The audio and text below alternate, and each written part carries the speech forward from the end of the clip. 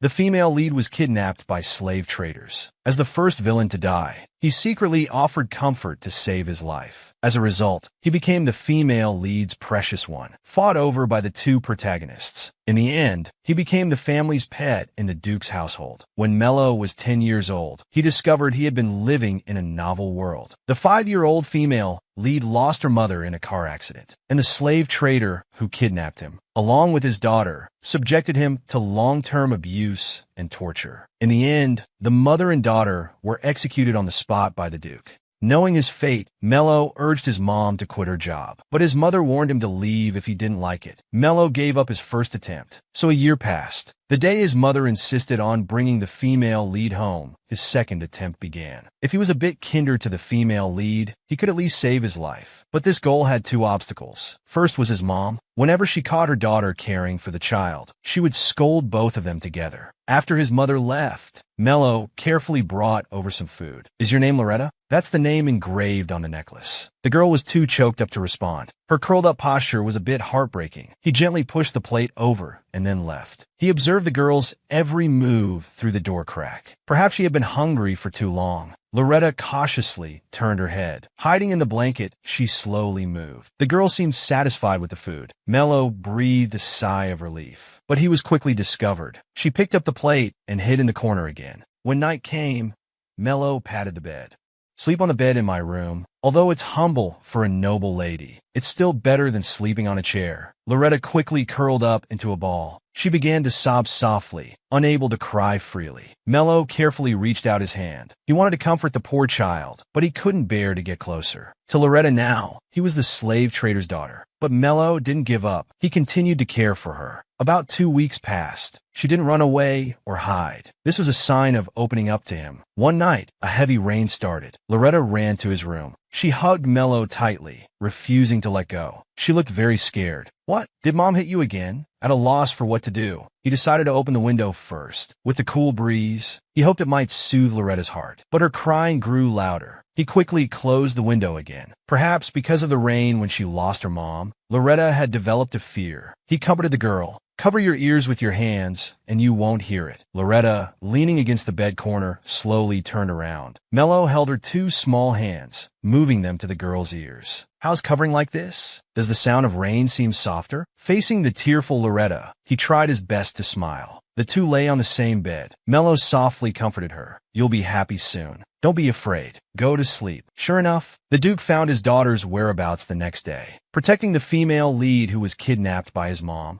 the villain unexpectedly became the family's pet. Since sleeping together that night, the female lead gradually opened up to Mello. She drew them holding hands on paper, then proudly showed it off. Mello rewarded her with a small cookie. Loretta ate it with a grin. Later, they played house together. Mello was forced to be the baby. When he asked who would be the mom, Loretta's little head seemed unsure. She apparently didn't know about the existence of mothers. Mello prayed sympathetically, hoping the little one would go home soon. Loretta asked again if Mello would go home with her. This question stumped him. This was his home after all. Hearing this, little Loretta cried and shed tears. If Mello didn't come, he couldn't help cover Loretta's ears. The kidnapper mom came rushing in. "You little runt, if you keep making noise, I'll stuff your mouth with dung balls." She slammed the door as she left. The room fell silent. Mello comforted her softly. Loretta held back her tears, wanting to go to another house with Mello. Shortly after, his mother brought good news. "That little runt is worth more than we thought." "What luck! You better take good care of her from now on." The ungrateful daughter ignored her. Mom scolded her for being stupid. Mello talked back, saying he wasn't stupid at all. This thoroughly angered her. Scalding hot soup spilled down, landing right on Mello's leg. A sharp pain shot through. There was a clear burn. Little Loretta frantically climbed down from the chair, but unexpectedly slipped on the soup, falling down completely. Mello, ignoring his pain, hurriedly went to check on her. Mom ordered him to quickly find a doctor. Mello ran out without even putting on his coat. Though it was drizzling, his running speed didn't slow down. He kept regretting in the rain. If he hadn't talked back, Loretta might not have been hurt. The stone that tripped him actually made his mind clearer. As he rushed along, a noble carriage passed by, but Mello didn't notice this. Soon he found the village's only doctor. They rode horses back home, only to find a carriage parked in front of the house. Mello then realized today was the day Loretta would leave. Because his mother was a criminal, to prevent Mello from being implicated, the doctor would risk hiding him. But what about Loretta's injury?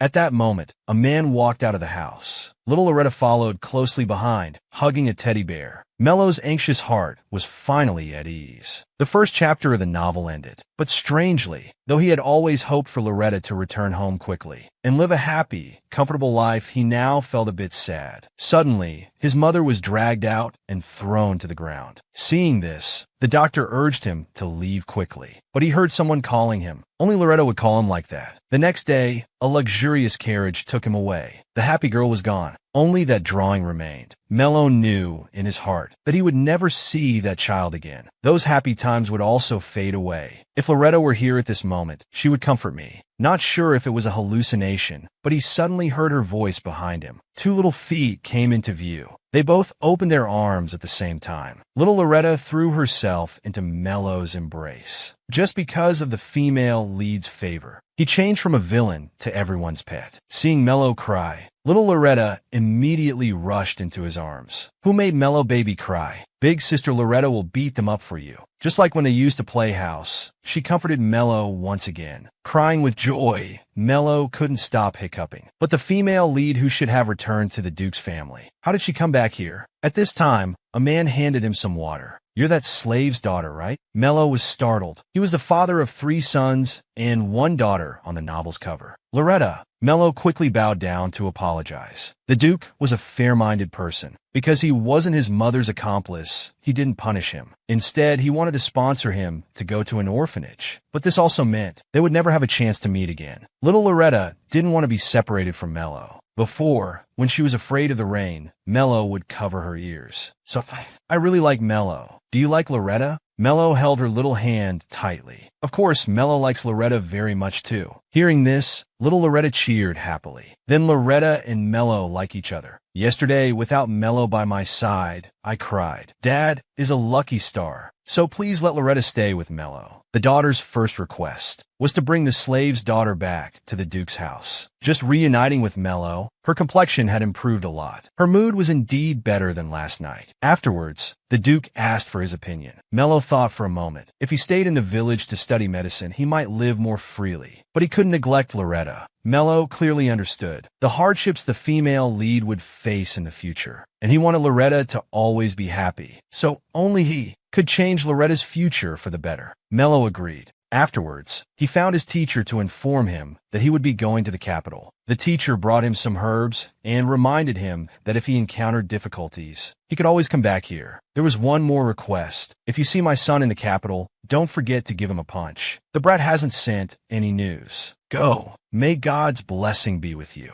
After boarding the carriage, little Loretta fell asleep on his lap. It was clear that the daughter liked him very much. At this time, Mel said quietly, Loretta has lost her previous memories. It might be due to too much trauma. She has forgotten her mother's existence. And because of that accident, she's left with some trauma. So it will take time to recover. But I can guarantee that Loretta is definitely the Duke's daughter. Not just in appearance, but the shining feeling is the same. After a moment of stunned silence, the Duke expressed that he owed Mello a favor. Soon they returned to the capital. A guard came to report that His Majesty the Emperor had urgent business, so they had to send them back to the Duke's mansion first. Newly arrived Mello was asked to take a bath, but ended up being disliked by the maid. Little Loretta was also eyed by a black-haired boy. The villain was brought home by the female lead, but ended up being spoiled by her. The 3 brothers began to compete crazily for her affection. As soon as the 2 little ones arrived home, Mello was asked to take a bath. The fierce grandmother told him, like a smelly lamb, quickly take off that stinky cloth. Unexpectedly, Mello's hand was scalded by the hot water. He wanted to pour some cold water himself, but grandmother stepped forward to stop him. Mello was so scared he didn't dare make a sound. But in reality, she was tough on the outside but soft on the inside. Warm water and exquisite toys. Noticing the bruises on the girl's body, grandmother remained silent for a long time before applying ointment for her. In the evening, little Loretta exclaimed with her mouth wide open. This was the nightgown grandmother gave her. The 2 little ones chatted for a long time, until little Loretta yawned. Mello covered her, with the blanket. The next morning, a shadow was cast on the blanket. Mello thought it was grandmother, but he heard a boy's voice instead. Is this small and ugly person a member of the Baldwin family? Mel instantly realized it was Ronnie, the female lead's second brother. According to the novel's development,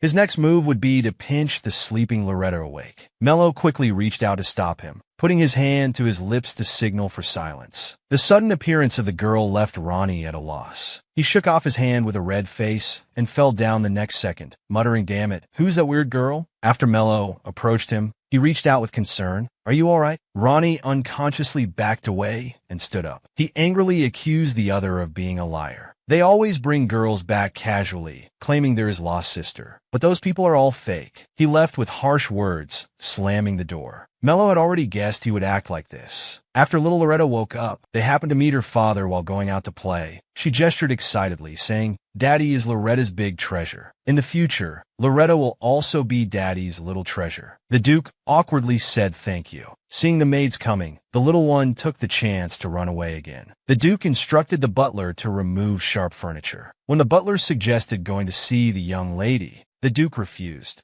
After hearing this, the maids all wondered if Loretta was truly the Duke's daughter. So when he posed this question to the young lady who was eating dessert, little Loretta said she was certain. But it wasn't the priest who said so. It was Mello. The maid impatiently added, "Is it okay even if Mello falls into danger? If we can't prove you're the Duke's real daughter, Miss Mello will be in prison for lying." At night, she asked Mello what to do to please the Duke. Mello thought for a moment, telling her to follow along and take a deep breath, then exhale. "Even if Loretta does nothing, the Duke will like you." Little Loretta told about the day's events and asked Mello if the Duke was a kind person. He recounted the Duke's caring actions today. Loretta quickly changed her tune, hearing his daughter say she liked him. The Duke outside the door awkwardly asked the butler, "What do children like about me?" The butler unexpectedly became everyone's favorite. The female lead and her brother fought over a tower. Even the cold Duke was captured. He sent sky blue lamb hats to the two little ones. Little Loretta excitedly put it on, happily spinning around them. Mello also put on the lamb hat. The butler and Madame looked satisfied, but the maid interfered, attributing the Duke's sudden care for her to herself. Thanks to the young lady's occasional coquettishness, she received a beautiful gift. While she was feeling smug, little Loretta looked into the distance. Until she saw her target, she immediately ran over. By the time the maid turned around, it was too late. The head maid looked over with a grim face. Mello had told her before, as long as little Loretta was around, if bullied, go find the fierce grandmother. The maid continued to argue that the young lady was still young and must have misspoken. Little Loretta turned back and repeated what was said that day. Before the priest acknowledged Loretta as the Duke's daughter, only by cozying up to the Duke could they protect Mello. The maid denied this completely. Grandmother tore up the family crest in one go. Only then did she realize the seriousness of the problem. She immediately knelt down and admitted her mistake. Seeing the madam remain silent, she turned and vented her anger on Loretta. "I finally got in here, and it's all because of you, you little brat." The moment her hand was about to strike, Mello stood in front of little Loretta. "Please don't touch the young lady." As expected, the maid was fired. Little Loretta didn't seem to care. Instead, she raised her fork and asked, "Can I eat carrot cake? Can we all eat together?" The madam and butler exchanged smiles. The harmonious scene was quite heartwarming. Soon, this incident reached the Duke's ears. He asked the butler various roundabout questions, but couldn't bring himself to ask what he really wanted to know. How did those two little ones react when they received the hats? At that moment, Mello knocked on the door. He came to express gratitude. Since Loretta was asleep, he came on behalf of the young lady. It seems they were busy with meetings. Mello unconsciously smiled. "Young Lady Loretta is very skilled at welcoming guests. If you could join us." His words were cut off by the Duke. "I don't particularly enjoy afternoon tea." While telling him to go back and sleep, he actually thought, his face is so pale. Is he feeling unwell? Before leaving, Mello said, "The hat is beautiful. Thank you, I'll cherish it." After conveying his gratitude, the girl left. The Duke blankly said, "Okay." For the next few days, Mello spent all his time in the kitchen. But the madam told him he couldn't come tomorrow. 3 elders from the family had arrived. She warned Mello not to wander alone late at night, or something terrible might happen.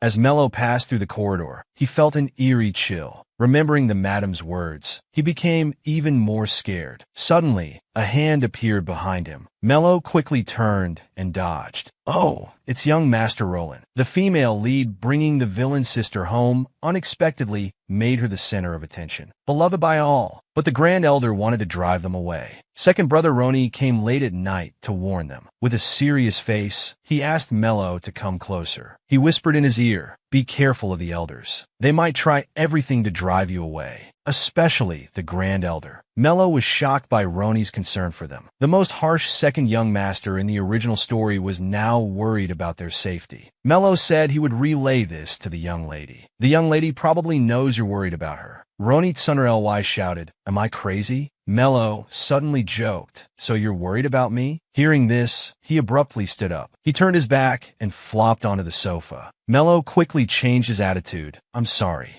It's unlikely that you'd care about me, young master." Roni looked back and angrily said sarcastically, "You're really ugly." Then he stormed out, slamming the door. Mello stuck out his tongue at him. Early the next morning, the two little ones were forced to wake up. Mello asked what was going on. The maids were excited. The Duke had sent them gifts again. Seeing the adorably excited young lady, they eagerly opened the gifts. This time it was a green bow inlaid with jewels. Meanwhile, the Duke was under pressure from the elders. They absolutely refused, bringing a slave criminal's child back to the family without permission. The Duke stated that the child was his invited guest. The Grand Elder calmly spoke. "Duke, you know, regardless of any reason, the bloodline of dirty criminals cannot enter the sacred Baldwin family. Not even a toe is allowed in the mansion." The former Duke would never have allowed it either. The Duke remained unmoved. It's the host's right to invite whoever they want as a guest. The room fell silent. At that moment, the butler brought news that the temple's reply had arrived. By evening, Mello had little Loretta bring her favorite pillow. According to the novel's plot, the elders, to prevent the female lead from going to the temple, secretly took her out of the mansion. So he needed to take Loretta to the safest place. After taking a deep breath, he mustered the courage to knock. The door opened quickly. Mello gathered his courage and said, "Can you help us?" The Duke was momentarily stunned. Mello explained, "Just in case.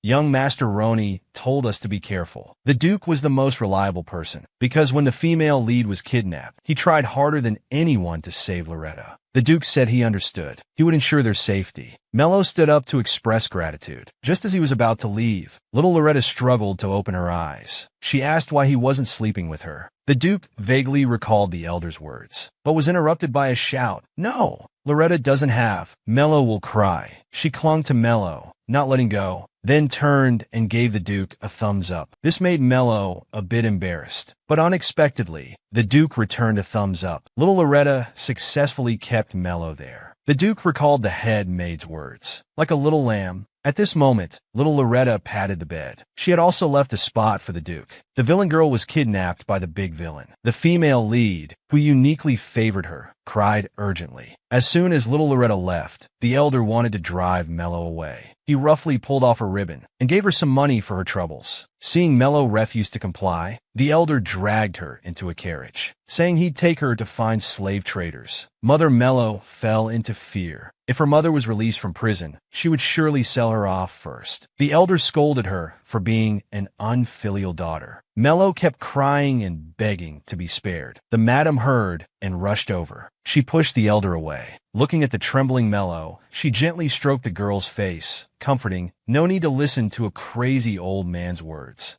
Mello seemed to grasp at a lifeline, but the elder persisted. The madam scolded loudly. "You hum a few lines in front of the Duke and think you could do whatever you want? You're just stubborn old men." Suddenly, with a bang, the elder's fist struck her temple. Mello shouted, "Grandma," while running over to help her up. But the next second, her small body was tied up, unable to offer any resistance. Soon, Mello was taken to the underground prison. Across from her was a woman in tattered clothes. "Say hello to your mother. As long as you leave the capital forever, you won't face any trouble." A few hours earlier, the temple had confirmed that Miss Loretta was the Duke's daughter. Little Loretta calmly asked her father, "Can I go find Mello now?" But upon returning to the Duke's mansion, The elder informed them that the girl had left with money. The Duke wouldn't easily believe them, unless he heard it himself. Seeing this, the elder quickly called out to the Duke, "You're not going to take her away from her mother, are you?" Miss Mello is reuniting with her mother in prison, but Loretta wanted to see Mello, so the elder suggested his granddaughter could play with her instead. The young lady will soon forget that dirty girl. Hearing this, little Loretta was displeased. Loretta will never forget Mello. At this moment, the madam approached. Meanwhile, the mother begged the elder to let her out, then questioned Mello about where she had been before. Hearing her daughter say she was left at the Duke's mansion, the mother immediately flew into a rage. Mello lowered her head and kept apologizing. "Don't lie to me. You're keeping me here to hoard the money for yourself, right?" She shook her daughter's body frantically. "Give it to me quickly. It's my money." Her grip on Mello's hand grew tighter. If there weren't iron bars between them, it might have gotten even worse. Seeing this, the jailer kicked her aside. As he turned around, he saw a familiar figure. "If you don't move that foot immediately, I'll cut it off." The female lead had turned the villain into everyone's darling. The Duke also saw them as his precious treasures. When he saw Mello being bullied, he raised his sword, ready to chop off the guard's leg. Then he took out the money bag and returned it to Mello. "Mello, I'm sorry, I didn't notice you were gone earlier." He respected Mello's decision. If Mello was willing, he could release her mother and let them leave. This money would be enough for them to live on. Mello was torn. She feared she might ruin their happiness in the future. The Duke told her not to worry. "If you're not here in the future, Loretta will cry nonstop starting tonight." In a moment of hesitation, a plea came from the darkness of the prison. "Mello, you won't abandon me, right? I did all that to raise you. But with this money, I can stop selling slaves." As she got closer to the bars, the Duke ordered the knights to stop her. Mello said it was okay. Her mother's face was full of joy. "Good girl, I knew you'd save me." But her eyes were fixed on the money bag. Mello roughly threw it down. "I wish you and your dear daughter happiness." The mother quickly grabbed the gold coins that fell on the ground. Mello retreated to the Duke's side. It seems he's found his real daughter. The Duke quickly understood Mello's meaning. There can be no private property in prison. The daughter was about to be snatched away by the guards. After that, Mello left with a heavy heart. He apologized to the Duke for his unreasonable behavior, but the Duke didn't mind. Instead, he asked what he thought about returning to the Duke's family. Mello was hesitating internally. Suddenly, he heard someone calling his name. He saw Loretta running toward him quickly. She threw herself into Mello's arms, choking up. So he made his decision. After returning home, the maid told him how the young lady had defeated the elder. Her unyielding demeanor was just like the Duke's. At this moment, little Loretta ran in with a doll. She gently blew on Mello's injured leg. "You must have been very scared." Mello stuttered as he began to speak. "Why do you? Like me? For a child." This question was a bit difficult, but she really liked Mello. Mello couldn't stop his tears. He also liked Loretta very much. Soon after, when the eldest son learned his sister had returned, he quickly rushed back home. But little Loretta was very unhappy. No matter what the maid asked, she wouldn't say why. She leaned on the windowsill, muttering that life was too bitter. Under the maid's persistent questioning, little Loretta told her it was a secret. It must be kept. Her brother had told her earlier, Mello and Loretta weren't family, so they couldn't be together forever. "Why don't we just have Dad give birth to a Mello for me?" Hearing that adorable complaint, the maid held back her laughter. "Young lady, do you want Mello to become a member of the Baldwin family? If that's the case, there's a way even if the Duke doesn't give birth to Mello." Little Loretta was full of anticipation for the answer. The maid had the word marriage on the tip of her tongue, but she quickly swallowed it back. Later, when discussing this with a colleague, little Loretta quietly followed behind her. She happened to hear the entire conversation. She clapped her little hands in sudden realization. She ran while thanking the maid. Now it's all over. To become a family with the villain, the female lead would inevitably try to match him with her brothers. Thus, the butler became little Loretta's helper. He had Mello replace him in serving afternoon tea to the eldest son every day. Not wanting to disappoint him, Mello promised him that he would do his best.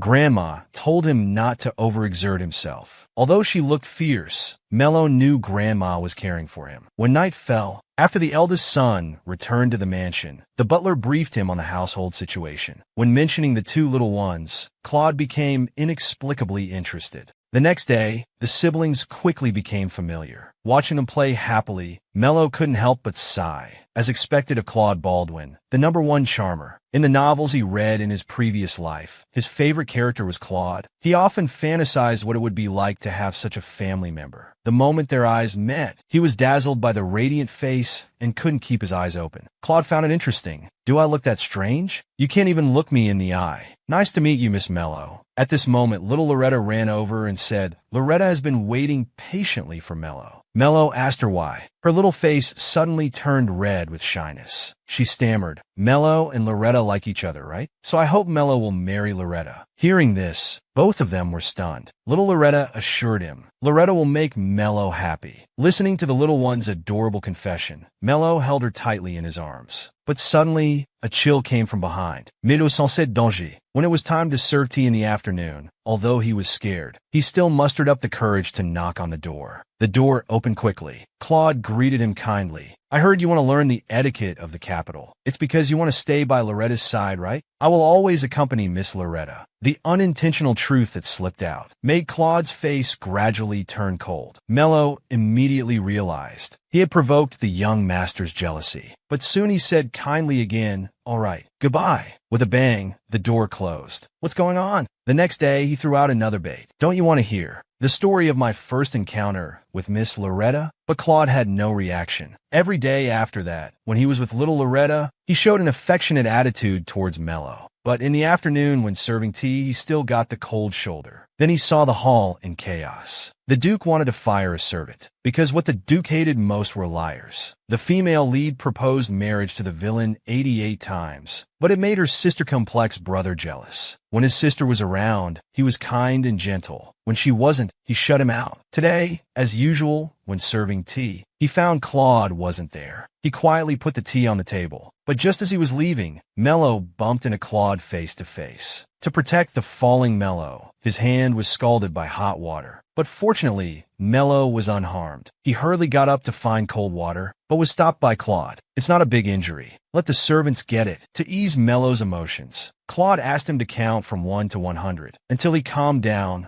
Claude gently asked, "How are you feeling?" A little relaxed, Mello lowered his head and apologized. Claude also expressed his apologies. "I was thinking I should quickly return to my room before he came, but accidentally bumped into him." Mello casually said, "Anyway, young master doesn't pay attention to me." Hearing this, he lowered his head guiltily. "I'm really sorry. I always felt I should apologize, but for some reason, I couldn't bring myself to say it. I was jealous, because Mello and Loretta are too close. You must think I'm very childish now." Mello expressed complete understanding. After all, the men of the Duke's family are often deeply attracted to love-at-first-sight opponents. Realizing he had let it slip, he frantically explained. At this time, Claude smiled. "You're not very good at taking advice, are you, Miss Melody?" Then he patted Mello's forehead. "Panic doesn't solve problems. It's important to face things calmly." Mello's face turned red instantly. His clear mind gradually became confused again. But thanks to the young master, he felt much better now. Suddenly, Claude leaned closer to him, showing a kind smile, and asked if it was okay to tease him a little. Remembering what he just said, Mello realized he had been tricked. Claude used his hand pain as an excuse, asking him to come help with paperwork every afternoon. Looking at Claude leisurely drinking tea, Mello couldn't believe it. In just 2 days, his hand had healed, but he still had to continue helping. Working until late, Mello walked downstairs yawning. He accidentally bumped into someone. Just as he was about to apologize, the man glared at him fiercely, but he quickly left. At this time, the maid told Mello that the Duke had prepared new hair accessories for him. Feeling cared for, Mello smiled for the first time in a while. But the Duke noticed the black marks on his sleeve. Afraid the Duke would think he was an unclean child, he quickly explained it was from writing. The Duke looked at his shy expression. Perhaps it was due to the environment that made him so cautious. Suddenly, a large hand was placed on Mello's head. He worried if the child would say sorry again. The unexpected thank you made him pause for a moment, but he quickly put the ribbon in Mello's hand. For the next few days, Mello kept guard outside little Loretta's door.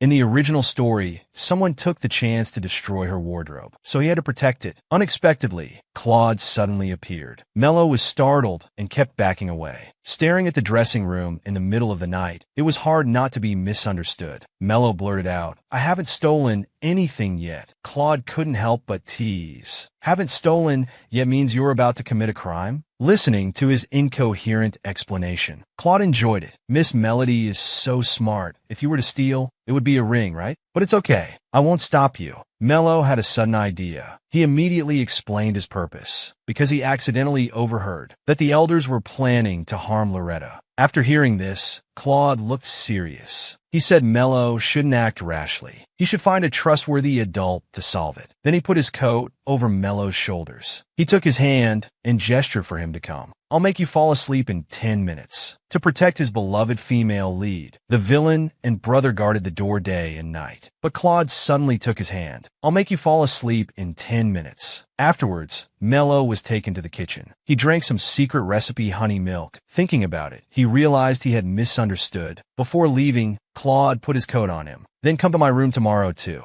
After all, there are still many documents that need Mello to write. After some playful banter, Mello walked back to his room yawning. But the moment he opened the door, he found that the real ribbon had been burned. Perhaps the culprit discovered that he went to protect Loretta's wardrobe every night. So, this was out of spite. The next day, the elders were in a hurry to leave. Before leaving, they didn't forget to mock Mello. After hearing this, the Duke's face darkened. At this moment, Mello walked towards him with the burned hair accessory. The elders took the chance to criticize his behavior. The maid told him not to go over. Usually, he might have silently endured it, but the situation was different now. He had never been this angry before. "Don't panic. Stay calm," just as young Master Claude said. Facing the elders' harsh words, Mello resolutely raised his head. When the elders were about to drive him away, the Duke immediately stood in front of Mello to protect him. Feeling a warmth he had never experienced before, Mello slowly took off the hair accessory. "I know my place. My mother was a criminal. I was able to live in this mansion only because of the Duke's kindness. So, I would never do this to something the Duke gave me. The only reason I can stay here is because of the Duke's generosity. This was my most treasured possession, but I never thought that adults would enter a child's room to destroy it. If I had known, I would have been more careful." The Duke quickly knelt down, concerned if he was hurt. But after hearing Mello apologize again, the Duke became completely furious. Mello held onto his coat to stop him. Making people feel guilty is a good way to control them. It made those elders not dare to cause trouble again. After some persuasion, the Duke only ordered them to leave. Mello returned to his room alone, recalling last night when the lady helped him repair the ribbon, adding a little lamb to it. It was because everyone cared about him that he had the courage to stand up for himself. But once some things are broken, no matter how much you try to fix them, they can never return to their original state. There was a knock on the door.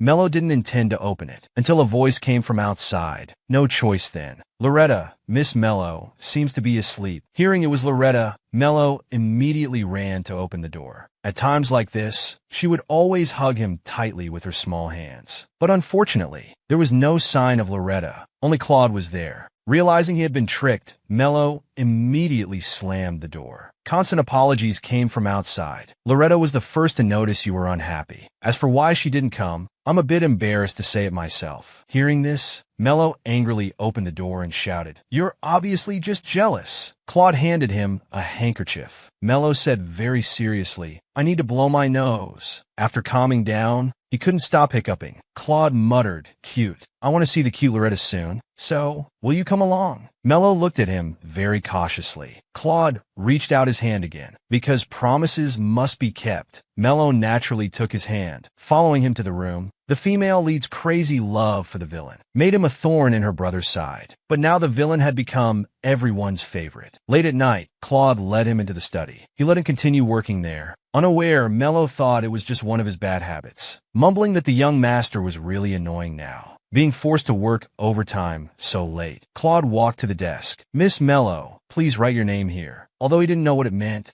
Mello obediently picked up the pen. He wrote his name in the notebook. At that moment, it felt like being rewarded. Mello carefully asked, "Is this for me?" Claude smiled meaningfully. The Baldwin family values recording past events. It's clear in the book. It will definitely be helpful in the future. Noticing the gap in the bookshelf, Mello put the book in his hand into it. You know, if someone uses this record for research, do you know what they'll write at the end of the research book? This research book referenced records compiled by Duke Baldwin and Miss Mello. Mello said he wasn't part of the Duke's family. Claude leaned his arm on the bookshelf. Just marry someone from the Baldwin family. His panicked reaction made him unable to resist teasing. My lovely sister said she wants to do that. Mello lowered his head embarrassedly. Just because of my background, it's impossible to marry into the Duke's family. Claude said it didn't matter. Suddenly he exclaimed, "Is my sister going to be dumped?" Mello hurriedly explained, "Loretta is very cute. We'll be together forever." Suddenly feeling uneasy. The last time he said something like this, he was kicked out by Claude. But unexpectedly, he covered his mouth and laughed, saying, "That's right. Anyway, I can't get married. Loretta also has someone she needs." Mello couldn't help but think of the male lead. After that, they left the study. As soon as she saw Mello, little Loretta flew into his arms. She had a gift for Mello. She had been waiting for Mello for a long time. At the mention of the word gift, Mello couldn't help but think of that notebook. This was what little Loretta had been looking forward to, holding his small hand tightly. "Which gift do you like?" Mello was stunned for 3 seconds. After realizing, he smiled happily and said he liked it very much.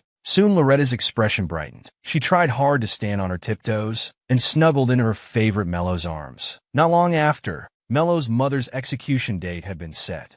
However, her last request was to live with her daughter before she died. The female lead in her brother's care had turned her from a villain into everyone's favorite. But her mother wanted to take her to hell with her. The last request before death was to live with her daughter in prison. When the Duke told Mello about this, after pondering for a moment, Mello said, "I'm sorry." Hearing an apology again, the Duke felt an inexplicable pain in his heart. As Mello's guardian, he offered his opinion. Although out of humanitarianism, they should try their best to fulfill it. But if the request involves a person, then they have the right to refuse. However, Mello understood in his heart, the reason his mother did this was not because she wanted to see him, but because facing the unknown future, she wanted to alleviate her sense of guilt. The Duke gave him 2 weeks to consider. Mello shook his head. He understood last time. He wasn't his mother's beloved daughter. Just glittering money. It was playing from morning to night, doing all kinds of housework, trying hard to please her mother's mood. But the affection received was only momentary. Mello slightly gripped the hem of her clothes, firmly stating that she didn't want to go. She didn't want to be hurt again. Regarding the girl's decision, the Duke smiled with relief. "Thank you for choosing a path that won't hurt you more." In such a swamp, she still radiated a jewel-like brilliant power. Mello proposed to go sign in person, because from the moment she wrote it down, Mello had a strange certainty. She seemed to be able to walk out of her mother's shadow. The Duke readily agreed. However, the next day, Claude escorted Mello to the prison instead of the Duke. As a result, she ran out in panic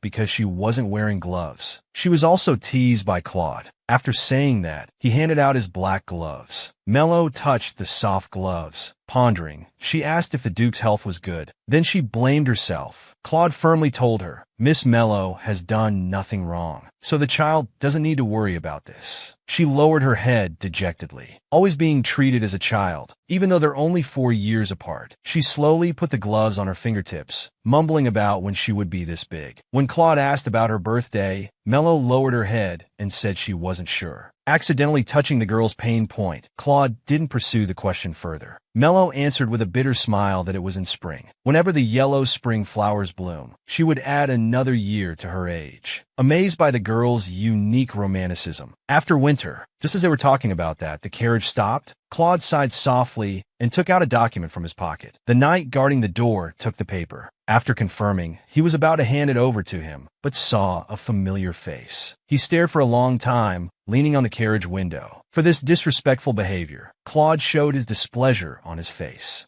The Melboy tentatively spoke up, as if stirring precious memories from long ago. Soon he took off his helmet. The moment she saw his face clearly, Mello excitedly leaned on the car window. It was her little master Mazia, and whenever she was bullied, when she cried in grievance, he He would always appear first, and he never came empty-handed. He would beat up the children who bullied Mello, and then tie them up together. The Locust villain confessed his love to the female lead. The two male leads were jealous because of this. Claude leaned close to her ear. "Write a letter to the person you like the most." He thought the hint was obvious enough, but Mello's mind was full of Loretta. Upon hearing this news, little Loretta excitedly expressed her love. She also wanted to write him a letter. "I like Mello the most." Mello's heart melted instantly. She immediately rushed over to hug little Loretta tightly. The two little ones hugged for a long time without separating. After Mello found Isaiah alone, he should write at least one letter a week. Isaiah had to reluctantly agree, but he also wanted to ask Mello for one thing. That is, not to go see his mother. Mello looked at him with confusion, not understanding. Isaiah stood up for the girl. Being too kind isn't always a good thing. You can even take revenge on those who bully you. When he first saw him in the carriage, he was worried, guessing he might be coming to see Mom, but fortunately, it wasn't the case. Thinking about what Andy had done to him, he couldn't let him agree to the criminal's last request, because this would surely become the best revenge. Mello's thoughts were the opposite. Only punishing them personally is the best revenge. Isaiah explained, "The methods of revenge are different. If he doesn't come, Annie will surely be anxious, calling his name, crying and making a fuss." Then he frowned, repeatedly urging not to go see her. Hearing about his downfall, Isaiah asked again. Confirming Mello's bitter smile as she answered, he decided not to get hurt anymore. Afterward, he went to mail the letter with Claude. Within a week, the teacher would receive news of her son. At this time, the postman suddenly mentioned, where should the young master's birthday gift be sent? Claude calmly replied, the Drama Academy. Hearing this, Mello's eyes widened in surprise. The postman added, for Miss Loretta and Miss Mello's birthdays. Full preparations will also be made. Mello thought it was too much. Her status wasn't worthy of the Duke. When asked about her birthday, Mello lowered her head, embarrassedly speaking. She wasn't sure which exact day it was, only remembering it was in spring. The postman quickly stopped asking. Mello said it was fine to send the gift on any day. Soon he left awkwardly, leaving the two standing there. Mello pondered for a long time. Why did it feel so desolate? At this moment, Claude suddenly asked why not ask Mom. You seem very curious about your birthday. He quickly apologized if it made her feel uncomfortable. I apologize. Mello hurriedly waved her hand. She didn't mind much. It's not because of the Duke's restrictions. On the contrary, the Duke respects her opinions very much. But seeing his eyes full of concern, Claude suddenly invited her to meet in the evening. Mello was stunned for a few seconds. She made some kind of determination inside. It's okay not to know about birthdays and such. She had already told the Duke she wouldn't meet, but why couldn't she answer now? Thinking of Loretta's adorable, innocent appearance, Mello was once again healed. The stone door was knocked. The butler notified that Miss Mello's guest had arrived. Now with the sudden appearance of the second male lead, the sibling's position became even worse. Because he was childhood friends with Mello, so in childhood, whenever he saw Mel being bullied, he would be the first to stand up. Although understanding his good intentions, the kind-hearted Mello stopped her. Having suffered such torment herself, she didn't want to torment others the same way. The boy pinched her face, promising he would always protect her in the future. But his mother stubbornly wanted him to become a doctor. The boy's liveliness and humor healed her closed heart. Isaiah suddenly took off his shoes, made her wear them, and quickly ran away. In the evening, Mello was still worried. While pondering deeply, she happened to hear a sound from the window. It was the pair of shoes she had lost. Mel hurriedly opened the window. Looking at the figure running away barefoot in panic, a warmth inexplicably arose in her heart. So when the two met again, Mel excitedly rushed over. In Isaiah's eyes, she still looked small. After hearing Mel pout and argue that she had grown up, Isaiah chuckled and said she was angry, still not admitting it. When Mel is unhappy, her chin tightens. Who are you trying to fool? This was when Claude interrupted the two's reunion with an invitation for drinks. He joined them in the carriage. Though his face was gentle, there was a hidden knife in his smile. Hearing the man's slightly rude tone, the disrespectful behavior towards a lady made him displeased. Isaiah didn't notice the malice. Instead, he focused on caring for Mel. Mel explained that she was temporarily staying here, so she owed the Duke a favor. Isaiah didn't delve deeper. He suddenly noticed the chocolate on the table. His eyes immediately lit up, excited to bring some to share with his colleagues. Sharing good food with friends. This behavior hasn't changed at all. Seeing this, Claude instructed to take more. At this moment, Isaiah turned to thank the young master, but not for the chocolate, rather for taking care of Mel on his behalf. Claude looked contemptuous. He then fixed his gaze on Mel. Mello stared blankly at Isaiah and kneeling on the ground, suddenly remembering a promise. If you meet my son in the capital, don't forget to give him a punch. Because she promised the teacher to give him a punch, Mello didn't hesitate to do it. How could a son not contact his mother? Isaiah lowered his head, feeling wronged. He promised to definitely keep in touch from now on. The two discussed how to write a letter. Suddenly, they shifted their gaze to Claude. He was the only one here with experience in letter writing. Time passed quickly. The working hours at the central prison office ended. Mello felt sorry for seemingly causing trouble for Claude. Claude said it was fine. There were still 2 weeks left. Mello was too moved to speak. However, his friend Isaiah, after some internal struggle, Claude said it was fine as long as he didn't touch his sister. Early the next morning,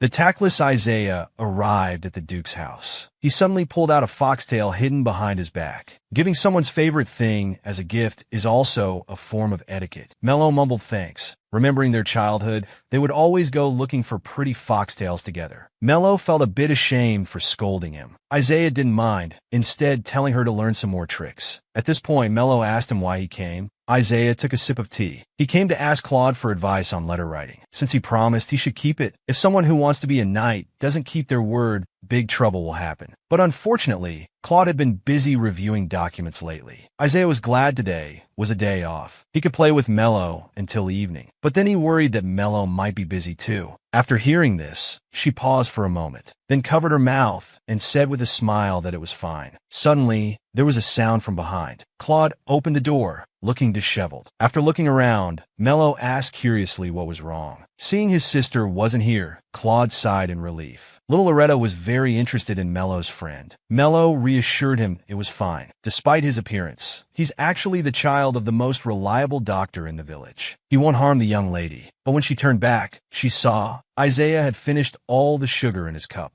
At this moment, the butler inquired about Miss Loretta, wanting to know if she could meet the guest with you. The two quickly said it's not allowed. Little Loretta peeked out her head, crying, "Is it really not allowed?" Both of them felt their hearts tremble. Brother Claude hurriedly picked her up and spun her around. "Whatever you want, I'll agree to anything." Even Isaiah thought the young master is a charm monster. Later, all four stayed in the office. Isaiah quickly learned how to write letters. Claude handed the paper to Mello, suggesting he try too. Mello thought for a long time, but didn't know what to write. Claude told him to recall things he had experienced. Then he leaned in and whispered, at the closest place to Mello, "Isn't there someone who has helped you?" Upon learning that a guest had arrived, the first person Mello thought of was Isaiah. He immediately bowed and apologized to the butler. He should have told him not to come over casually. The butler explained that it wasn't Isaiah, but the postman uncle, because he had said something hurtful to the girl earlier. He handed the bouquet to Mello and apologized. Mello quickly said it was all right. His birthday is indeed on a day in spring. That's a fact. The uncle sincerely said, even if it's a fact, there are things one doesn't want to remember. He suggested choosing the favorite day as a birthday. It must be joyful to exchange greetings with loved ones. Everyone has the right to enjoy happiness on their birthday. These words slowly seeped into Mello's heart. Such ordinary happiness for him was something he had never possessed. At this moment, he understood if he continued like this, always avoiding, he might never obtain happiness. Finally, he made up his mind, disregarding his agreement with Isaiah.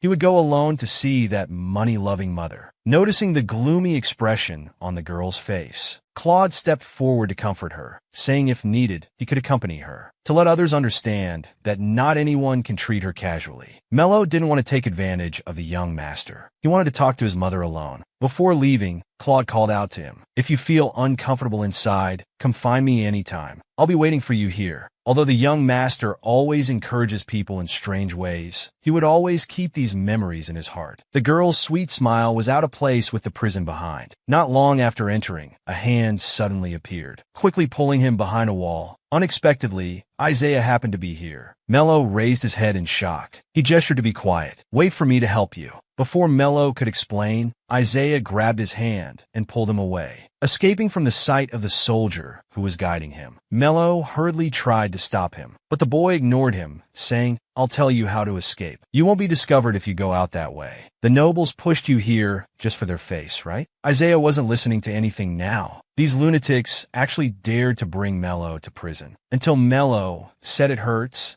he let go and immediately apologized. Mello explained it was a misunderstanding. He came here on his own. Isaiah still didn't believe it. Mello firmly told him again that it was true. Isaiah questioned incomprehensibly. To see someone who can't order you around for the rest of your life. After hearing the affirmative answer, the boy protested loudly. I don't agree with the criminal's dying request. It's your mother's selfishness. I can't let you get hurt. As soon as he finished speaking, Claude's voice came from not far away. Isaiah, I don't want to order you as a noble. Can you please step back? Seeing this, Isaiah completely lost his temper, mistakenly thinking he was forcing Mello to visit his mother in prison, and accused the nobles of being cold-blooded and heartless. Then he turned and questioned Mello. Teacher, tell me, is it that you don't want to see your mom? The decision is in your hands. Mello clenched his fist. Isaiah was so angry, perhaps because of him. He was clearly giving him a chance to protect himself, but now he felt incredibly guilty. When he looked up at Claude behind him, he saw him looking at himself with a face full of tenderness, not wanting to let down the other's kindness. He resolutely spoke the truth. The Duke actually hoped I wouldn't come here. This was my decision. I want to see my mom.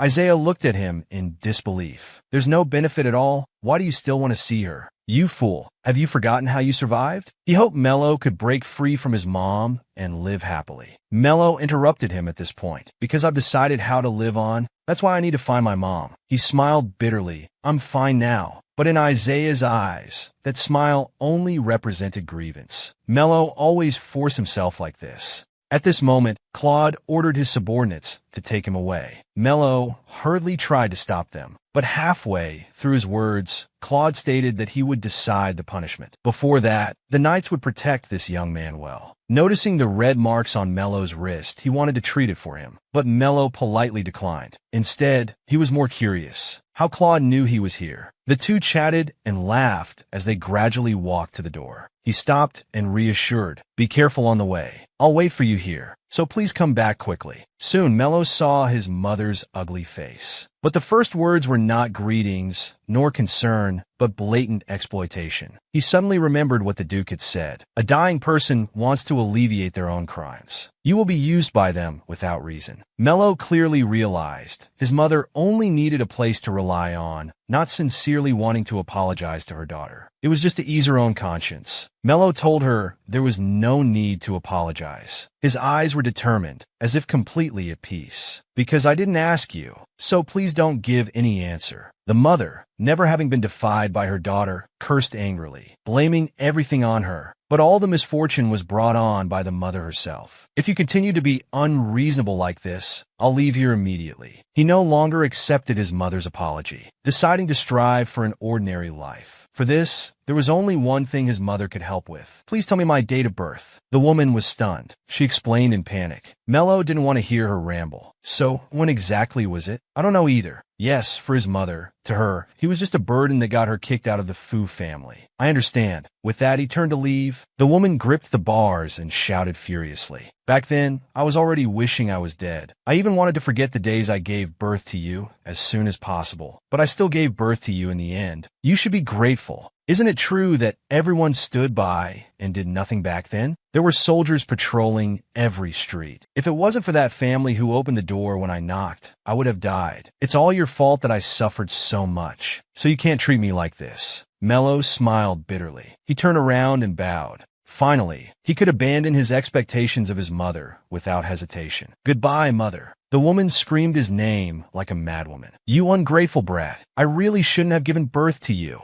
He took big strides towards the exit of the prison. Warm sunlight shone on the hem of his skirt. He looked up towards the front. Claude was standing right there. The bitterness in his heart lessened. It seems you had a hard time waiting. What a competitive young master. The boy reached out his hand. Come here. I'll take you away as long as you come. What did he mean by saying he would take him away? Claude pulled him out of the dark prison. Let's go, we're going home. In the evening, The Duke's door was knocked on. "I'm sorry to disturb you. I just wanted to tell you I'm back." The Duke also had something to say to him. "I heard about the incident with the guard boy." Mello pleaded with the Duke not to punish Isaiah. "He's always protected me before, so this time is the same. When talking with my mother today, I had the same feeling. We lived together for so many years, but we don't really understand each other. It's the same with Isaiah and me." The Duke said he understood. Mello sighed in relief. "So you won't punish him?" But his hope was quickly dashed. Receiving appropriate punishment is also good for that guard boy. He produced a girl's magazine. His intention was to get Mello to go shopping, but the girl misunderstood. She thought the Duke was worried about Rael's winter clothes. He solemnly declared, "Leave this treasure to me. I will carefully choose suitable clothes for the young lady." This time, competing for his daughter's affection, he lost to Xiaofeng. But it's okay. He still had an unbeatable move. Just as he came out, he ran into the cunning young master. Those things on the cart, weren't they the materials the young master wanted him to copy? Claude preemptively said, "You were just thinking about helping me, weren't you?" "I know. It's to thank me for accompanying you to the prison, right?" Mello, feeling guilty, had to tearfully agree. In the library, Claude handed him a book. The date on it was when he was born. At that time, his mother once said, although it was spring, there was a very heavy snowfall. Unusual weather like that would definitely have been recorded by someone. At that time, his mother was fleeing to escape the soldiers. Seeing the girl finally cheer up, Claude smiled with satisfaction. The two analyzed that her mother probably committed a dishonorable act. She was hiding due to guilt. In that weather, a pregnant woman begging for help at the door, yet not a single person opened their door. There must have been an order given. Long ago, an assassin, in order to kill a royal family member, hid in a house in a village the royals were passing through, posing as a visitor. However, the plan didn't succeed. The assassin killed the entire family to silence them. He was eventually arrested. After that, whenever a royal carriage passed through a village, orders were given not to welcome strangers. On the day Mello was born, the emperor's brother happened to visit Count Glace. Speaking of this, Claude took out a book bearing the royal seal. He pondered it wasn't done that. Excessively, just slightly crossing the line, the young master successfully made the girl his accomplice. He pointed to the cart. Mello suddenly remembered. No wonder. At that time, the young master promised he wouldn't have to do copying work. So this was the trap. How could the demon young master be kind-hearted to help him? He didn't dare to continue, afraid of disappointment. But the man was unusually different. "If you try hard, you'll definitely find it. I'll help you look together. So it's okay for you to have expectations." Mello didn't understand why he was suddenly being nice to her. Claude smiled meaningfully. If he bullied the person his sister liked, Rael would definitely hate him. So he had to accept that he wasn't his sister's favorite person. He handed the royal forbidden book to the girl. "Anyway, you'll have to repay me well for this." Mello carefully opened the book. Suddenly her heart started racing. When she was young, the village children spread rumors, saying she was a criminal's daughter. How could such a child possibly have a birthday?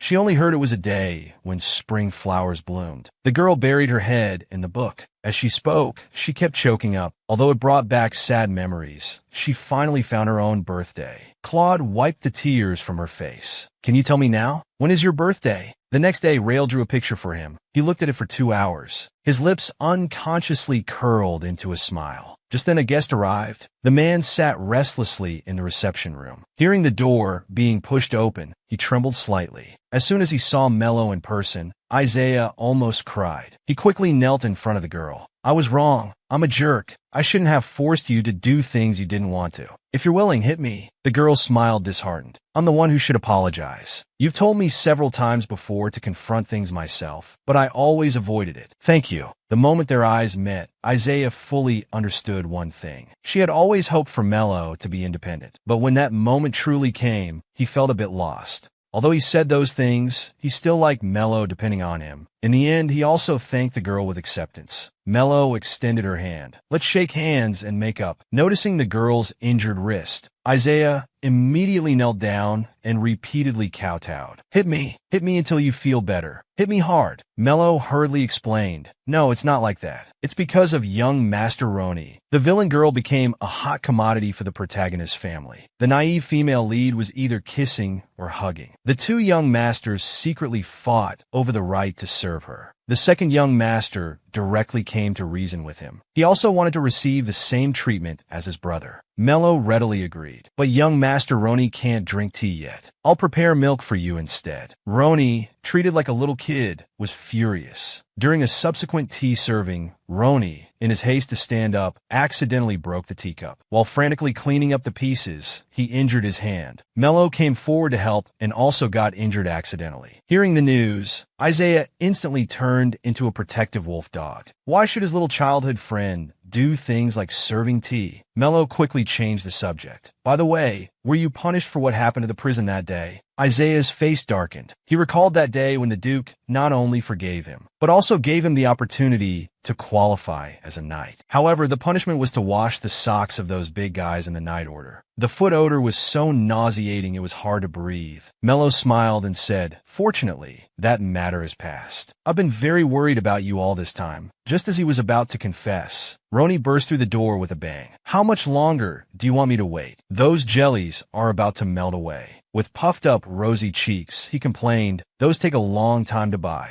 Noticing Mello staring at his hand, the tsundere young master quickly hid it. "Anyway, you need to come with me now. I still want to drink tea." Mello's words immediately made him obedient. "If you don't drink milk, you won't grow tall, you know." Roni glanced at him, sizing up his height, completely ignoring Isaiah kneeling on the ground. "Fine, since you're begging me so much, I'll reluctantly drink milk." The emotionally dense Mello thought he was just eager to deliver the jelly to his sister. Isaiah, ignored from start to finish, exploded. Mello is not the young master's maid. The situation gradually deviated. Rail was also dragged into this strange competition. Whoever wins gets to occupy Mello's time today. Little Rail seriously observed the cards in his hand. He suddenly stood up, interrupting the argument. A royal flush was neatly slapped on the table. Pinching his cheeks proudly, Rail won. Mello, melted by cuteness, hugged Rail's little face and smothered him with kisses. Roni shouted, "It's not over." This round of cards, Rail won. But Rainbow Cat, our competition isn't over yet. The two decided to settle the score anew. There's a treasure in this mansion. Whoever successfully steals or borrows it wins. Mello's attempts to dissuade them failed. How can the young masters of the Bod Duke's family be so reckless? Faced with Roni's challenge, Isaiah accepted without hesitation. Rail, held in Mello's arms, looked content. It's all right. Each generation of the Higgins family, as the butler of the Bod Duke's mansion, has the duty to record all matters within the mansion. Therefore, the study is full of books recording history. Those great records faithfully document everything that happens each day. This is also the pride of the Higgins family. The sleepy little Rail went off to have sweet dreams. The childish duo discussed the rules. They would take turns to get the June records. The one who gets caught loses. To some extent, these two were quite in sync. When the coast was clear, Roni secretly snuck into the study. Unexpectedly, Mello suddenly appeared, startling him. Mello said she had something to discuss with him. Just then a maid passed by. He abruptly grabbed Mello's hand and shut the door tightly. Roni's heart was pounding. This bet was very important to him. "Are you here to interfere? Don't think I'll give up so easily. When I win, you'll have to obediently have tea with me alone." Mello was confused. "Alone with you to scold?" Roni's face turned red. He stammered, "I mean to serve me tea." "What are you thinking?" Mello was actually concerned about his hand. She noticed earlier that his wound hadn't healed, so she brought a first aid kit to bandage it. Hearing that the girl came specifically for him, Roni was overjoyed. When he heard her say she was also worried about Isaiah causing trouble, and that if anything happened, she would have to defend him, Roni patted his chest. "That guy's my guest. Even if something really happens, defending him is my responsibility." Mello chuckled. "So young master doesn't dislike Isaiah after all."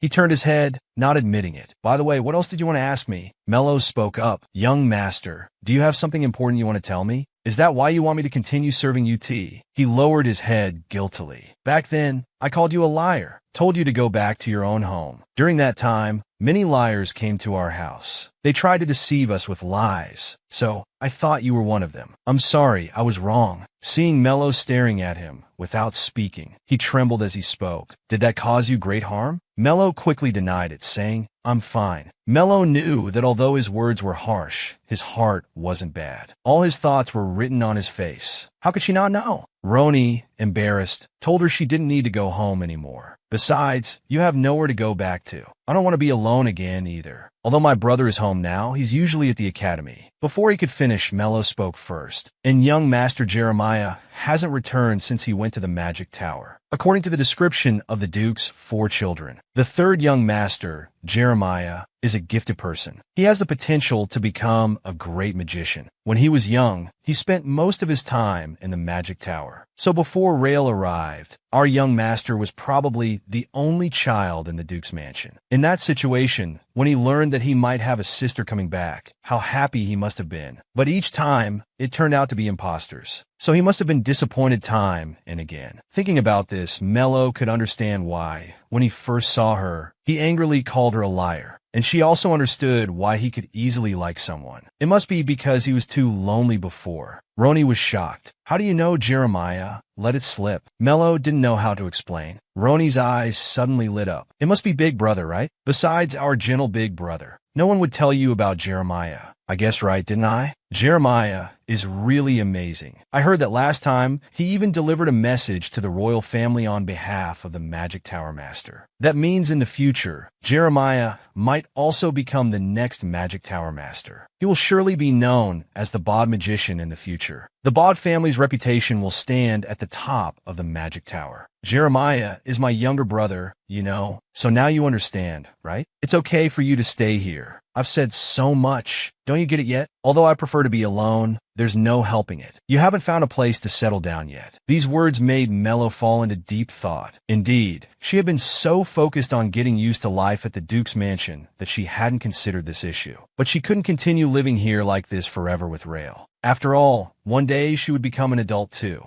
Roni didn't realize his words had hurt her. Of course, you can stay here if you want. Suddenly, footsteps were heard outside the door. The 2 little ones looked up in terror. The door was gradually pushed open. Roni covered his mouth, not daring to make a sound. The female lead's brothers were frantically fighting over the girl. To have her all to themselves, her 2 childhood friends made a bet. Whoever could get the family's June records, Mello would belong to them tomorrow. But after searching, they made no progress. Mello surprisingly discovered that, according to the original story, the Duke and Duchess had agreed to a contract marriage in the past. Then they parted amicably and lived their separate lives. But they gradually fell in love with each other. However, for some reason, they still followed their initial agreement. They really separated in the summer 6 years ago. Looking at it this way, it made sense that the record wasn't here. The Duke must have hidden that book somewhere deep. And the eldest young master, perhaps to investigate what happened 6 years ago. That's why he said this was a children's game. When they turned around, both were terrified. Roni was startled. "Young master, behind you." Roni nervously turned around, only to see the head maid approaching with a lamp. The next day, as punishment, Roni was forced to eat 2 carrots. While Mello was helping the eldest young master organize documents, Claude deliberately brought up the incident where Mello used him as a shield. She hurriedly explained the misunderstanding. "Young Master Roni mistakenly thought it was you who told me about the 3rd young master. I wanted to explain to him too." But before she could finish, Claude continued. "It was Roni who couldn't hold back and kept talking, right? He usually doesn't have the chance to talk about Jeremy. That kind of feeling is understandable. But why do you think we don't have the chance to talk about Jeremiah anymore? Since he stepped into this mansion, he had felt a sense of discomfort. In the Bod Duke's mansion, no one ever mentioned Jeremiah Bod. According to the original story, it was because hearing his name would sadden the Duke. So everyone silently agreed never to mention him. Sometimes just stating facts can make people sad too. Of course, it's fine to tell me. I mean, we can share secrets. Mello refused without thinking. "You're definitely going to use secrets to order me around. I won't fall for it so easily in the future." I thought Mello was a mature child, but it seems you're still quite innocent. "I'm just here on Father's request to be Rael's temporary guardian. I'll be returning to the academy early tomorrow morning." Mello was stunned. "I completely forgot about that." Hearing this, Claude sighed helplessly. "You really say such hurtful things without even blinking." In the original story, leaving tomorrow morning was a little lie Claude told his sister. He was afraid his young sister would wake up early to see him off, so he actually left at dawn. Mello suddenly realized this. "Your reaction is a bit strange. I thought you'd be happy." Mello's hands applied more pressure. "Rael will definitely be sad, but you don't need to worry too much. The young lady has the Duke and young Master Roni by her side. Yes, that's why I'm not too worried. Plus, Mello is with her too. Mello lowered her head. After hesitating, she still couldn't say anything. The next day, just as he was about to leave, he saw 2 letters at the door. Opening them, the first thing he saw was a drawing of himself and his brother by Rail. In those childish strokes, the purest emotions were touching. Turning to the next page, it was Mello's letter. When you leave, I'm afraid I won't be able to wake up in time. So I wrote you a letter. Actually, I had given up on finding my birthday long ago, because I always felt there was no way to find out such a thing. But you told me there was still a way. You said you would definitely find it. You don't know how happy I was then. I'll remember this every birthday. Thank you so much. Claude was lost in thought for a long time, until a servant reminded him it was time to leave. I'm sorry, I just received a special letter. It delayed me a bit. Long after he had left, when Mello woke up, she suddenly opened her eyes wide. She hurriedly sat up, ran out quickly, looking around for any sign of Claude. But it seemed he had already left. The butler came rushing at the sound, holding out a reply letter from the young master. Forget the painful heavy snow. I hope the rest of your life is a spring full of blooming yellow flowers. It felt like he was saying he hoped her future would be full of blessings. The person in question was leaning against the carriage window, smiling brightly. Inside the mansion, Mello and Rail were playing hide-and-seek. Previously, it was easy to find him, but this time he had improved a lot. The butler learned that Mello often called his wife Grandma, so he also wanted to have Mello call him Grandpa, but he was too shy to say it out loud. Seeing this, Mello patted her chest. If you have any requests, please feel free to say them. Meanwhile, outside the window, the sky was terrifyingly dark. Roni instructed Rail to endure even if he was scared, and to wait crouched under the window. I just need you to hide here obediently. Mello will never find you.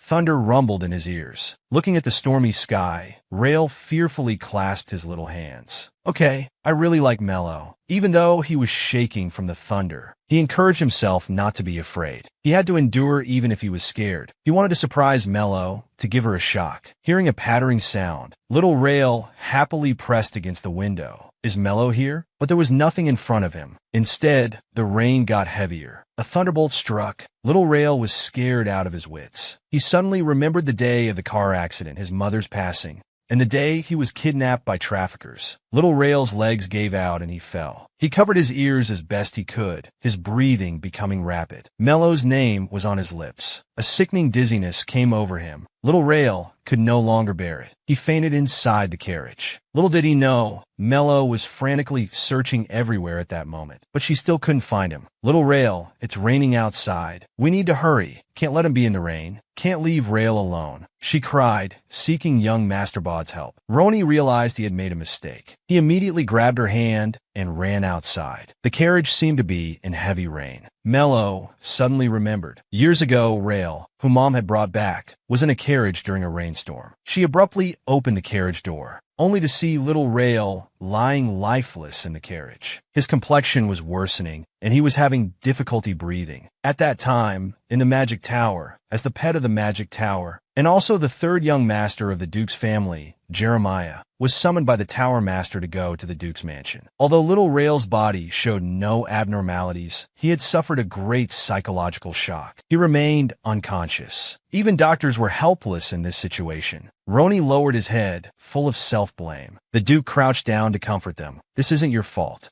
Don't cry. He'll be all right. In the Duke's fourth child's novel, Rail often faced various predicaments. But in the original story, it was never mentioned that Rail would fall into a prolonged coma. It's all because of his appearance as a variable that led Rail into this predicament. It's all my fault, Roni suddenly retorted. You just wanted to play with him. Mello apologized shamefully. I knew what Rail was afraid of, but I didn't tell young Master. Don't be ridiculous. Rail is my sister, so this is all my responsibility. You didn't do anything wrong. As a brother, not knowing what my sister is afraid of, that's my fault. He handed the yellow flowers in his arms to Mello. Help me give these to Rail. Doesn't he like these? Mello looked at the yellow flowers and smiled. Yes. Inside, the butler suggested using the magic tower's power. I know you're not very willing to do this, but now even the temple is at a loss. We can only ask the magic tower for help. The young lady has been unconscious for several days. I'm even worried it might harm her body. It wasn't that the Duke was unwilling, but he had promised his wife not to let others discover her secret, otherwise it would affect the children's future, especially Jeremiah. After sending this child away, we must not let the magic tower people come here. They will surely notice something. The butler looked very worried. There are no traces of Madame left in the mansion. It will be fine. The Duke pondered, looking at his little daughter. He finally compromised. I'll write a commission letter to the magic tower right away. Magicians usually compare themselves to a bowl with magical power. When Jeremiah first came to the magic tower, his power was already on par with great magicians. Moreover, he could control himself more skillfully than anyone else. The magic in this bowl, its formidable power, even instilled fear in people. Although he was hailed as the undisputed heir to the Tower Master, his status was still just that of a practitioner, not a true magician. Because the Tower Master saw the darkness deep in the young man's heart. The only remaining first memory brought him a bottomless darkness. So this child is very mature. It even made the Tower Master feel somewhat guilty. He wondered if his teachings to him were incorrect. Due to his recent back injury, Jeremiah ran errands for his teacher. He was happy about it. This was his teacher's trust in him. The Tower Master thought, it's time. Do you want to earn the title of magician? I'll give you one more assignment. If you can resolve this matter, I'll grant you the title. I have a commission letter here. Seeing the Duke's family seal, Jeremiah's expression instantly darkened. His mother's death had trapped his sister forever in her consciousness. The abandoned third brother initially didn't want to save her, but he received his father's first commission. After a long separation, the boy called himself a practitioner, not Jeremiah. I will do my utmost for Bod's matter. Lord Duke. His eyes were filled with coldness. His father paused for a second. Welcome home. I've been waiting for you, Jeremiah. The Bod boy ignored him. Instead, he turned to greet his second brother. As they passed each other, the boy muttered, if only that slave trader had sold him back then, I wouldn't have to come to this place. Roni thought he was hearing things. He hesitated whether to ask, but he withdrew his question. As a brother, he had always been proud of his magician, little brother. Now Rael would recover soon. He kept showing concern on the way. Hearing a brother, he was overjoyed. Little did he know, Jeremiah not only didn't see him as a brother, but found him annoying. This pampered young master in the mansion actually thought of himself as the master of the Duke's house. Just as he pushed open the door, his first glance fell on his sister's chubby little face. His brother asked if she was pretty. Jerry glanced at Rael and grunted in agreement. Roni immediately corrected him. Not her, but this room. I decorated it, so if you want to redecorate the room, feel free to ask your brother for help anytime. Jerry's tone remained sarcastic. Brother has always lived under Lord Duke's meticulous protection, so naturally, all he sees is good. I need to check on Rael's condition. I need some quiet, as if there's no one in the room. Roni understood the implication. He left awkwardly, not forgetting to remind before leaving. I'll be guarding around here, not letting anyone disturb you. After closing the door, the boy immediately dropped his smile. That annoying pest is finally gone. Looking at his sister, who resembled their mother, he inexplicably recalled that painful memory. Mother had once said she would kill this child. His hand slowly reached towards Rael. Outside the door, Mello came to see little Rael. Hearing that Jeremiah was performing magic treatment, she immediately sensed something was wrong. If magic was used on Rael would already be in crisis by now. Jeremiah pressed on her neck, his face filled with hatred. The next second, he almost lost control. Time froze at that moment. He didn't actually hate his sister. He let go of his hand, gently stroking his sister's forehead. A faint green light emanated from his fingertips. In an instant, he entered another space. After a thorough examination, there were no particularly obvious symptoms. She was just wandering in memories, unable to wake up. Because she was having a good dream, she was reluctant to wake up, although he could directly enter her consciousness and pull her back to reality. He didn't want to use this method. He was afraid of encountering that woman. Perhaps Rael was as crazy as that woman. But don't worry, my little sister. I'll help you recover. Because he still needed to obtain the title of magician, he still needed the Duke's mansion for now. If it weren't for this girl who received all of Mother's love, this arrogant little girl, He was sure Mello was now as anxious as a flea. He would come out as soon as he saw the young lady. All her pleas were rejected by Roni, until she saw the Duke. Father Mello earnestly begged. The Duke also didn't approve of magic harming others. Approaching Rael now might be dangerous. He bent down and crouched. Rest assured, I'll keep my word. I guarantee with everything I have. Mello had no choice but to relent. Please make sure to stay by Miss Rael's side until nightfall.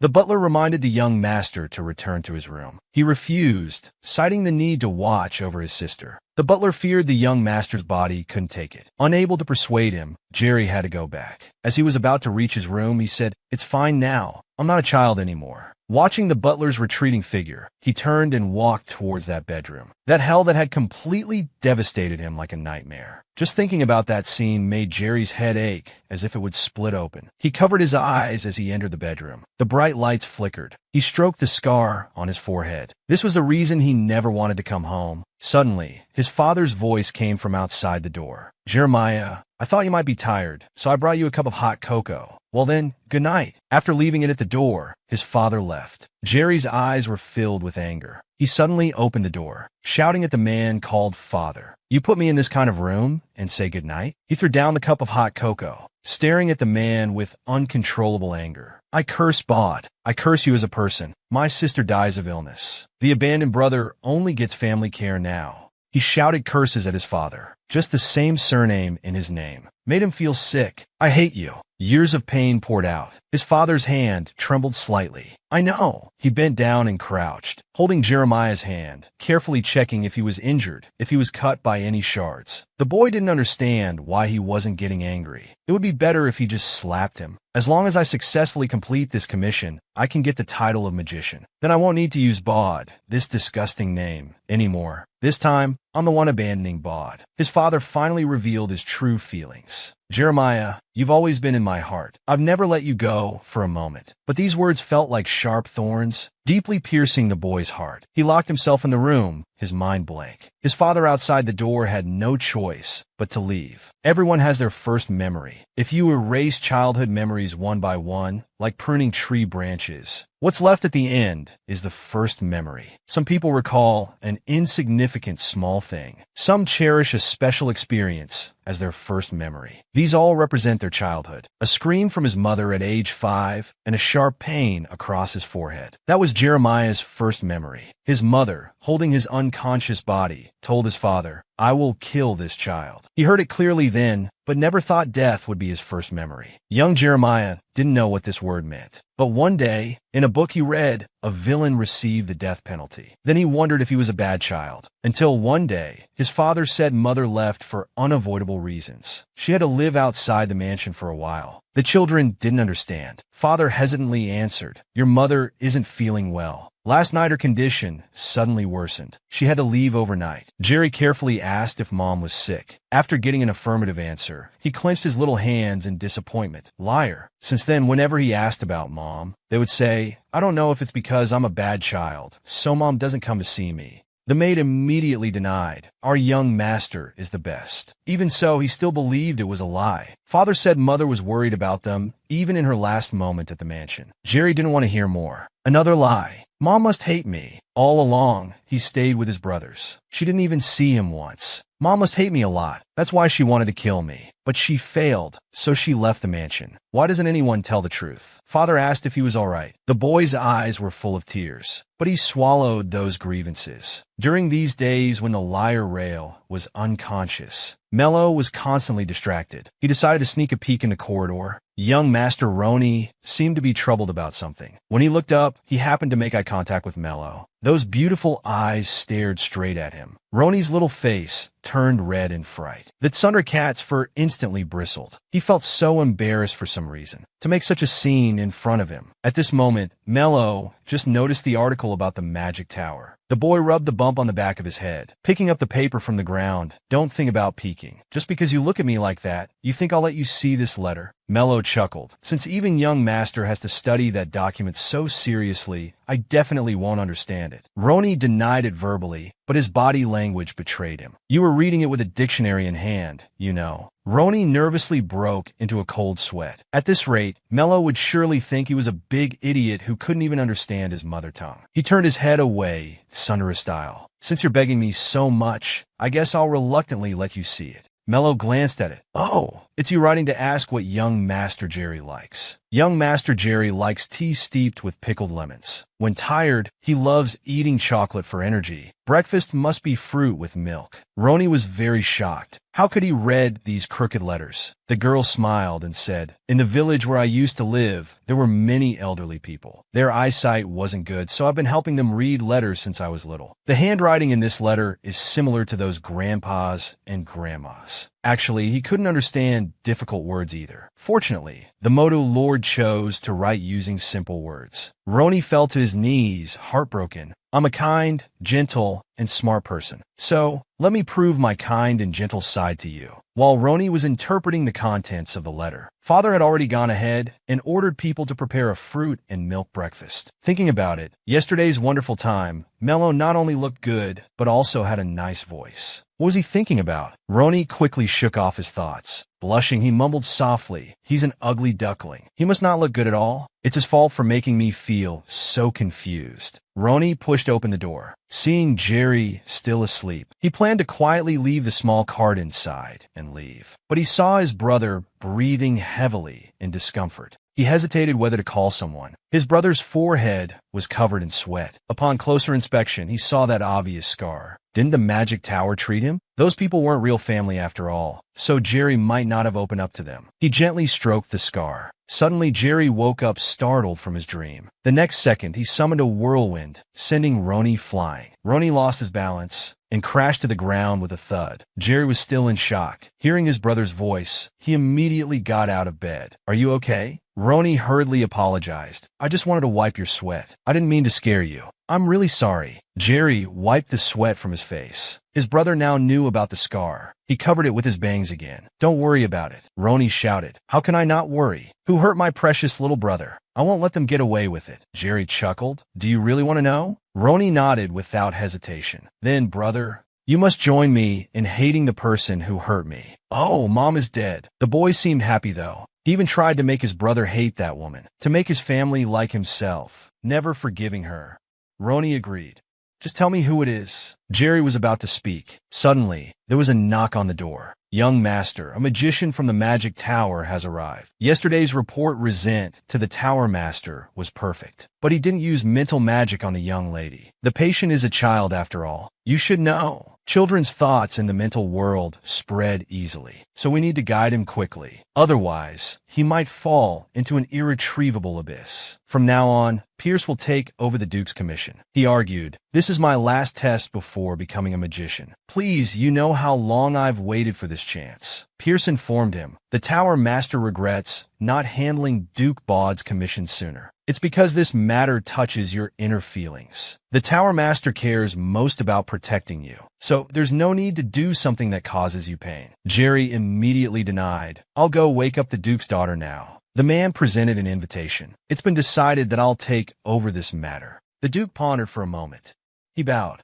Could you give the practitioner Jeremiah a chance? But this is the Magic Tower's decision. Even the Duke can't interfere with it. Then I apologize. I cannot allow you to enter the second floor of this mansion. Then he turned to his younger son. The Magic Tower's pet rail is in your care now, and I sincerely hope you can fulfill your wish. The boy once said that if he could get the title of magician, he wouldn't need to use the disgusting name Baud anymore. This time, he was the one abandoning Baud. He clenched his fists and questioned his father. Do you really hope for that? The Duke denied. Even if our aspirations differ, I will always help you, no matter what. Jerry could no longer face him. He turned and left the room. Unfortunately, his brother was at the door. Roni quickly apologized for eavesdropping, insisting it wasn't intentional. But what is your wish? I want to help you too. After all, I'm your brother. Jerry angrily shouted at him. Please stop telling me what to do. Always talking about being a brother. I'm sick of people like you. I've never considered you my brother. Roni was at a loss. In the end, he just said, I'm sorry. Jerry was a bit surprised. He quickly turned and left. I really shouldn't have come here. The first thing the female lead did after becoming comatose was to firmly grasp the villain girl's hand. No matter how she tried to shake it off, she couldn't. The more Mello wanted to let go, the tighter she held on. Jerry sighed helplessly. Next, he would enter his sister's mental world. If she continued to hold his hand like this, the magic might affect her too. Jerry scoffed coldly. Anyway, even if I explain, she might not understand. She's probably going to ask a lot of annoying questions now. Unexpectedly, the girl understood perfectly. You mean if we have physical contact? I might also be pulled into Rael's inner world. Is that right? Jerry was surprised. A slave trader's daughter actually knew a bit about magic. I advise you to let go quickly. You might be swallowed into the abyss of Rael's mind and never wake up. But the girl was resolute. Will Miss Rael be all right? Even if I'm swallowed into her inner abyss, she won't be harmed, right?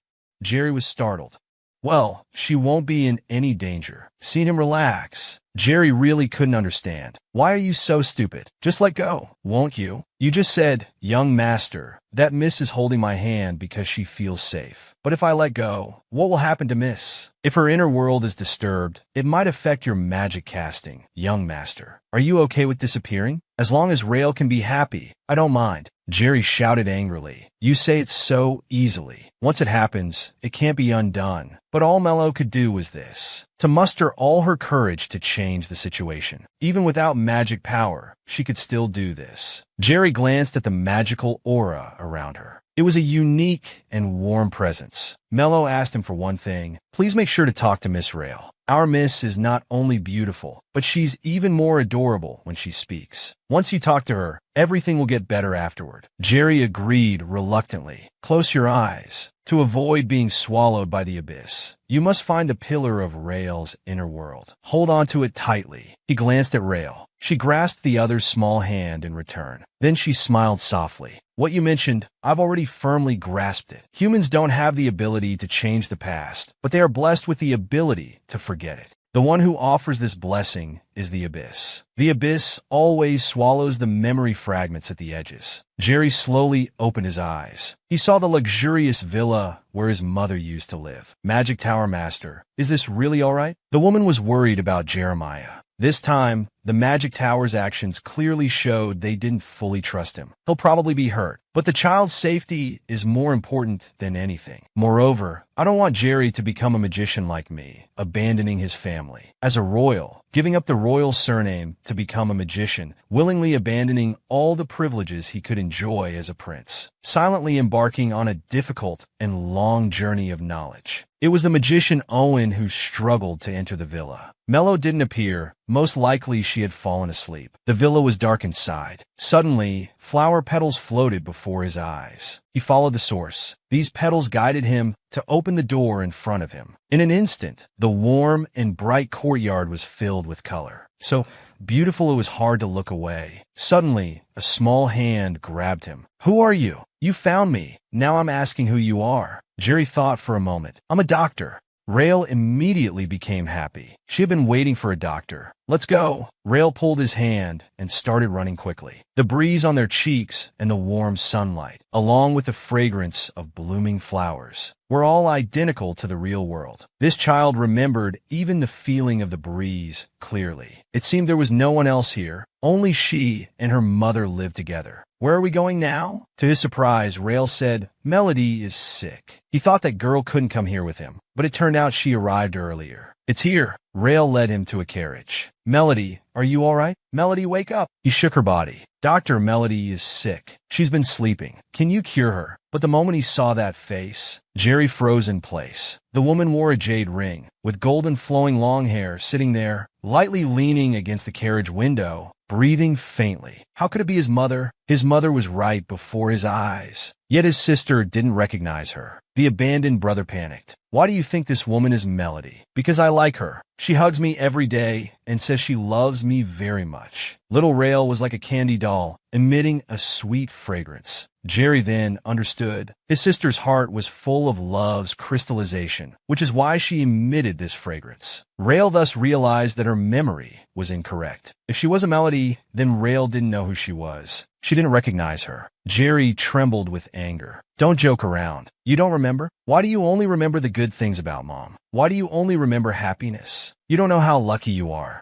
Whether good memories or bad, I've never forgotten any of them. Hearing his words, little Rael looked at that woman. Mom! Her little hands started to tremble. She gripped her mother's clothes tightly, sobbing quietly. So this was actually her mother. In an instant, the sky was covered with dark clouds. Jerry didn't expect her to regain her memories so quickly. A fierce wind suddenly swept through. The carriage door was almost blown off. The wheels suddenly lifted off the ground. The carriage lost all balance inside. It was quickly engulfed by the raging wind and enormous waves. The memories at the edge of the abyss suddenly awakened, causing his inner world to begin shaking. Wake up!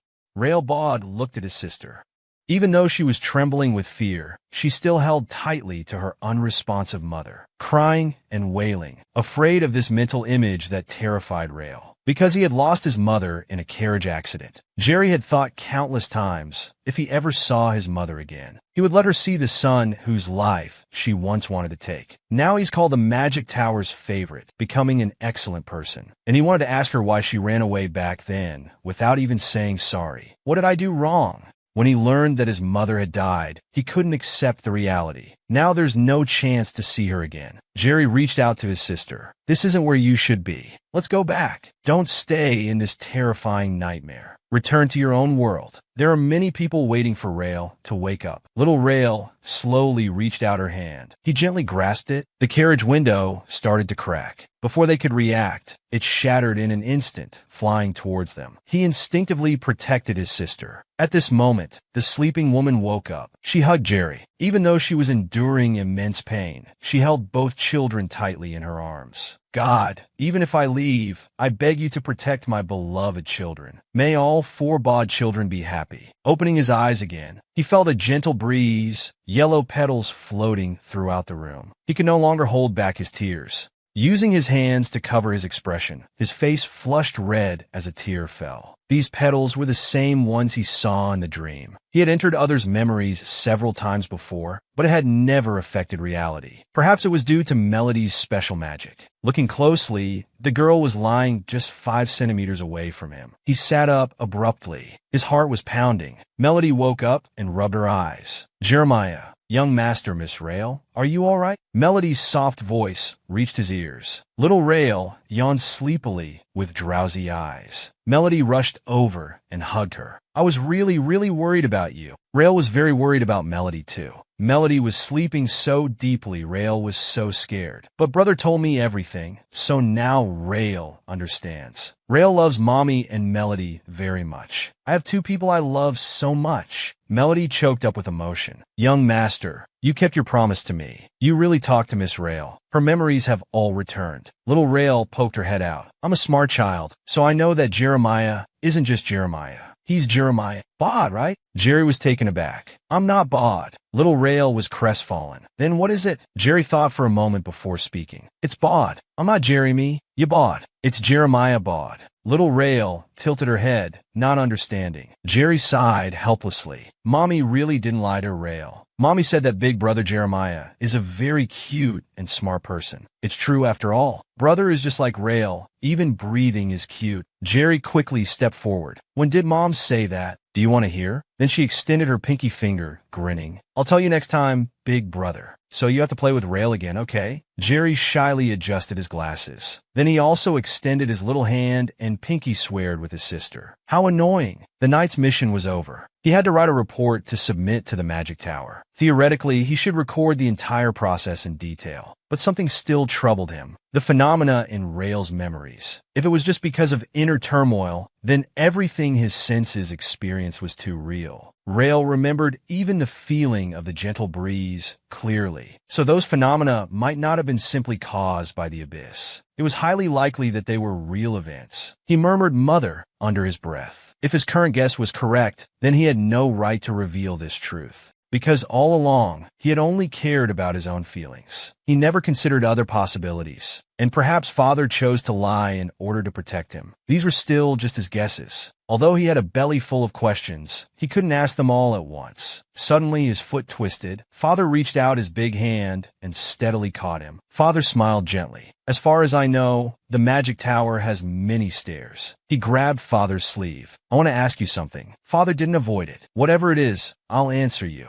The boy was afraid to hear the truth from his father's mouth. But that girl once said your truth. Do you want me to get rid of the name Bob? To change the present, one must muster courage. Mom said she wanted to kill him, so father sent him to the magic tower, never to meet again. He wished he could drain all the blood from his body, just to sever ties with them. Little did he know that even after death, Mom had always been protecting the boy. Dad, to protect him, was willing to be hated and conceal the truth. Now he finally understood everything. Do you want me to get rid of the surname, Bot? Father immediately denied it. He never wanted such a thing to happen. Jerry finally opened up. I don't seem to want that so much anymore either. Father was stunned for a long time. Then I'm going. I will definitely earn the title of magician. Will you come, Father? Father nodded. No matter what happens, I will definitely come. Jerry smiled sincerely for the first time. It's cold outside. You should go back quickly. Until the end, he didn't reveal the secret of the Duke's mansion. Someday, Father will tell all the truths himself. I will wait for that day to come. Dad? Meanwhile, Ronnie was stunned, looking at his brother's top-of-the-class report card. It was both enviable and frustrating. Claude thought it wasn't a big deal. He even refused the parties that were supposed to be held. After all, for him, getting this grade was a very ordinary thing. The butler was running around bragging everywhere. Ronnie scoffed. Being first in the whole grade was indeed impressive, but he hated how his brother said, just review the textbooks and it's fine. Around the corner, little Rail seemed to be looking for something. You're not even well yet. Why are you wandering around? Little Rail had a very cool secret. She saw Grandma take out the ladder to heaven. Pointing at the roof, she added, it came out from there. Grandma climbed up the ladder. That must be the window to heaven. Ronnie looked at the roof. Could it be the entrance to the attic? Little Rail was too short to reach the ceiling, so she wanted her brother to lift her up. Brother is so tall. If brother carries me, I'm sure I can reach it. Ronnie smiled proudly. But even if Dad came, he probably couldn't reach the ceiling. However, there are always more solutions than problems. We just need to get a long stick. Maybe the missing June record book is up there. At that time, brother said it was a record too valuable to be seen. He had a feeling there must be a huge secret inside. At this moment, he saw little Rail open the window that didn't reach the floor. Seeing her brother coming, she immediately climbed out the window. Let's find a big stick together. Unexpectedly, the butler discovered them. In a moment of carelessness, she was about to fall. Fortunately, her brother reached out in time. He caught Rail with his own body. Father praised him for doing well. Luckily, the injuries weren't severe, but Ronnie felt very guilty. This was the second time he put Rail in danger. Why couldn't he even take care of his sister properly? He also wanted to be an excellent person like his brother and Jerry. Father comforted him. It's just that everyone's talents are different. This is something that can't be rushed. But from this child's perspective, it must be hard to understand this point. Remembering that the butler had mentioned wanting to hold a family party, Father took this opportunity to assign it to Ronnie. I have something I need you to do. Help me prepare a family party. Although it's difficult, this is very important. Preparing a party that makes the whole family feel the warmth of family and kinship is not an easy task. Ronnie felt a bit inferior. He didn't know how to do anything, but Father reassured him. You understand this family better than anyone. Anyone can prepare a grand party, but to hold a party that makes people feel warm and cozy, only someone who understands them can do it. No one is more suitable for this task than you. Hearing that Dad had so much confidence in him, Ronnie was immediately filled with enthusiasm. Just as Father was about to offer help, Ronnie jumped in first. If I need help, I'll definitely come to you. Rather than racking my brains alone, it's faster to consult with others. Because he ran too hastily, he even tripped and fell. He quickly organized his recipe notes. He recorded who likes what and dislikes what. But there was nothing written about what Melody likes to eat. The girl never picky about food, but she didn't have any particular favorites either. Last time, she even wanted to pour water into an empty ink bottle to continue using it. Does she even know she's an honored guest of the Duke's mansion? So shabby, not at all matching the taste of the Duke's family. Coincidentally, these words were overheard by the person in question.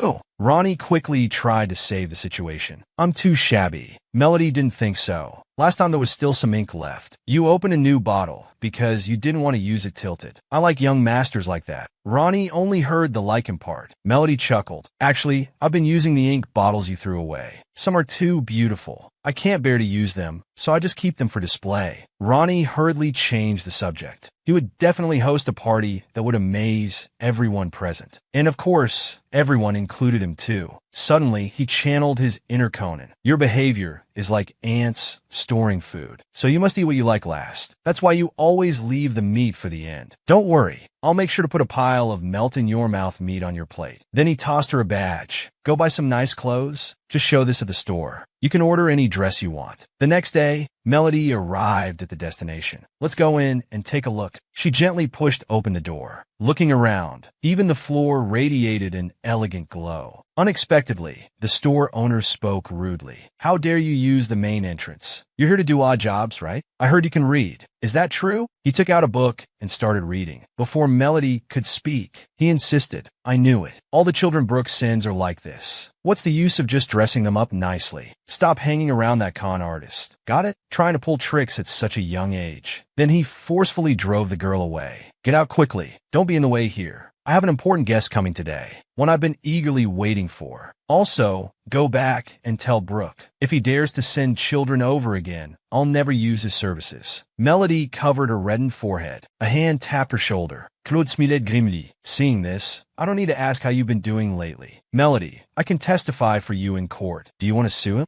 The female lead is spoiled rotten by the all-powerful Duke of the Empire. She only wants to marry him. The second brother ruthlessly exploits the older brother. He lifted her bangs. Her forehead was red all over. Luckily, the injury wasn't severe. Father probably won't scold him too harshly, but I can testify for you in court. Want to sue him? When the woman discovered the Duke's family badge, it was too late. She frantically ran out the door. Her attitude did a 180-degree turn. I was careless just now. I didn't recognize you. So this young lady is the esteemed guest from the Bod Duke's mansion coming here today. The creation of haute couture dresses must be perfect. All details must exude luxury. This book will be the only masterpiece to improve your design skills. These were the sentences from the book the woman had shown her earlier. She didn't want to be mistaken for an illiterate child. This is my first party dress, but some unpleasant things just happened here. So I don't plan to order a dress here anymore. Can you return the badge to me? The woman reluctantly complied. Please visit our shop again next time. I'll be waiting to serve you. Before leaving, Melody left a final remark. Of course, because you have many dresses here that Miss Rail would like. Claude didn't understand why she forgave so easily. Melody explained that the Duke is always magnanimous. The person was sincere, so there's no need to pursue the matter further after the apology. To cheer you up,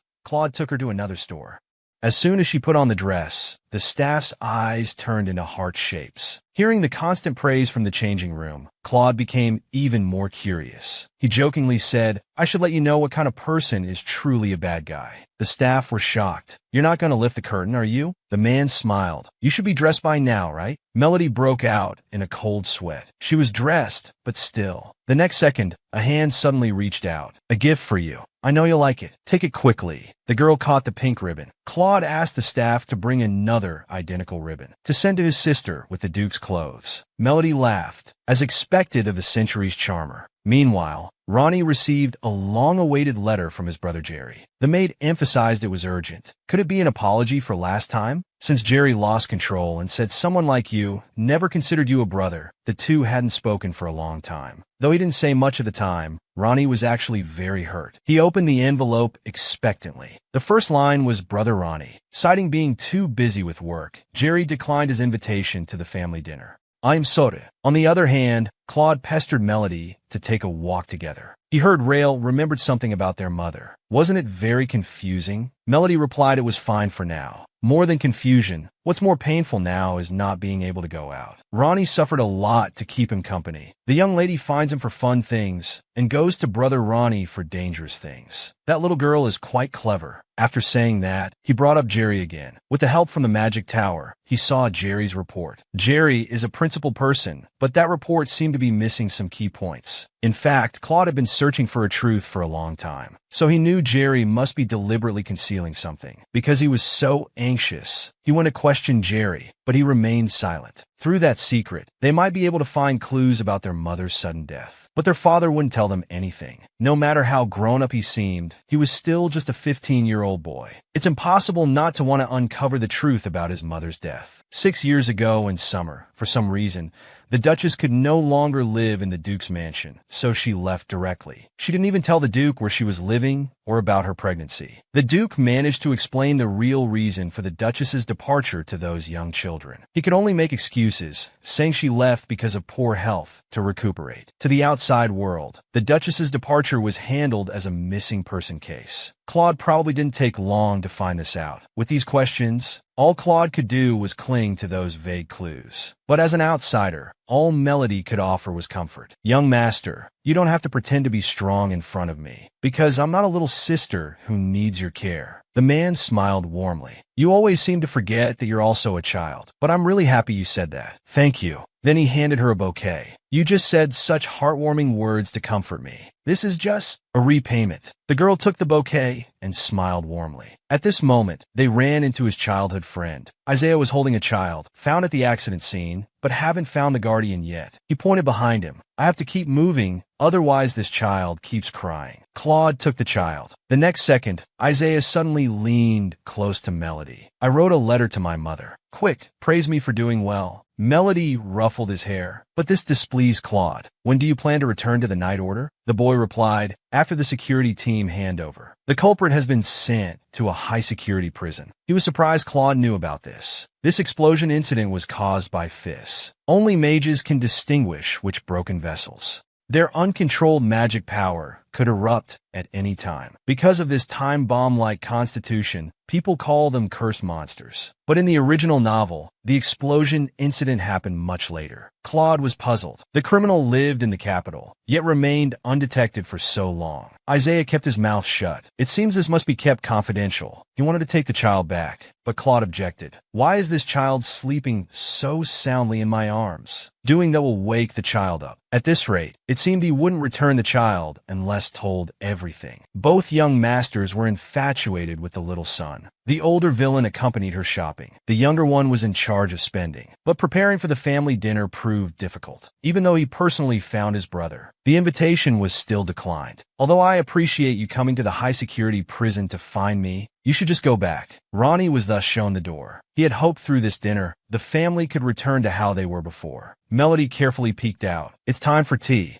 Ronnie handed her a book. Even children can easily learn this. He bought this dining etiquette book especially for her. Just then, a servant brought a flower box letter from a designer store. It said, "To express our apologies, please accept these swords." Melody reacted strangely. Ronnie shouted, "Bring it in quickly." He was very angry. Why didn't Melody tell him if she was bullied? Why couldn't he do anything right? He thought he could arrange this family dinner well, but now everything was in a mess. Ronnie asked her to leave for now. Seeing this, Melody said, "I'm sorry." After she left the room, Ronnie wiped away the tears he couldn't hold back. The next morning, little Rael snuck into his room, excitedly calling brother. He felt his brother was in pain, so he came to check. The Thundercat denied it. "Who said Rael was so smart? I thought of it myself. Brother studies every day, always meeting people. Before, for our secret, he even found a big wooden stick. So brother is so busy and so kind, he must be very tired, right?" That's what he thought. Little Rael raised his hands. "Hug me, hug Rael tight." Ronnie didn't understand why. Because brother is so tall.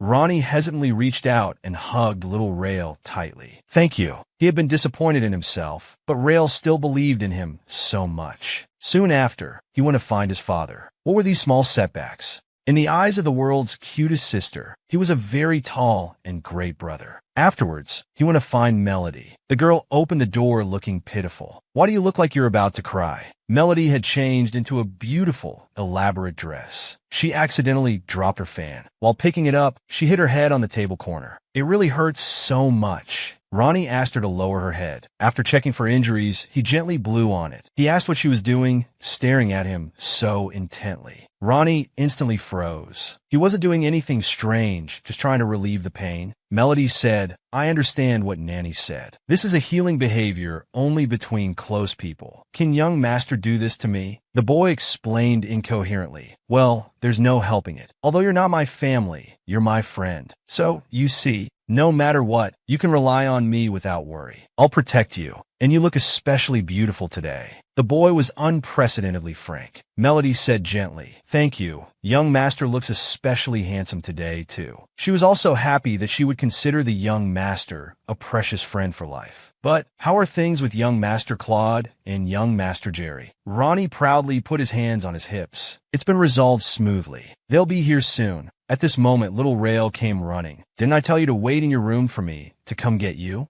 What if you had fallen? Rail won't fall.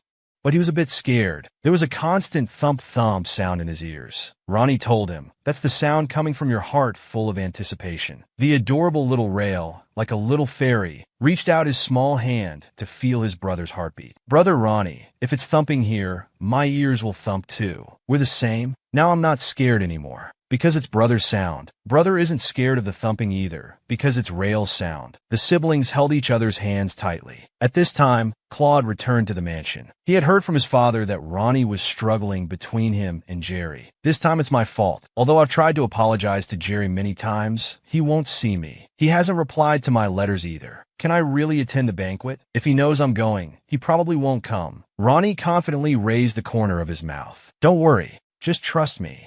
Is it really okay? That guy is very stubborn. Just then, they saw a carriage symbolizing the Magic Tower downstairs. Welcome, we've been waiting for you. Magic Tower Master, Magician Owen. Claude was very happy. It seems this time he was outmaneuvered by this little Ronnie. Jeremiah, that day he talked to his father, wanting to invite Magic Tower Master Owen to attend the banquet.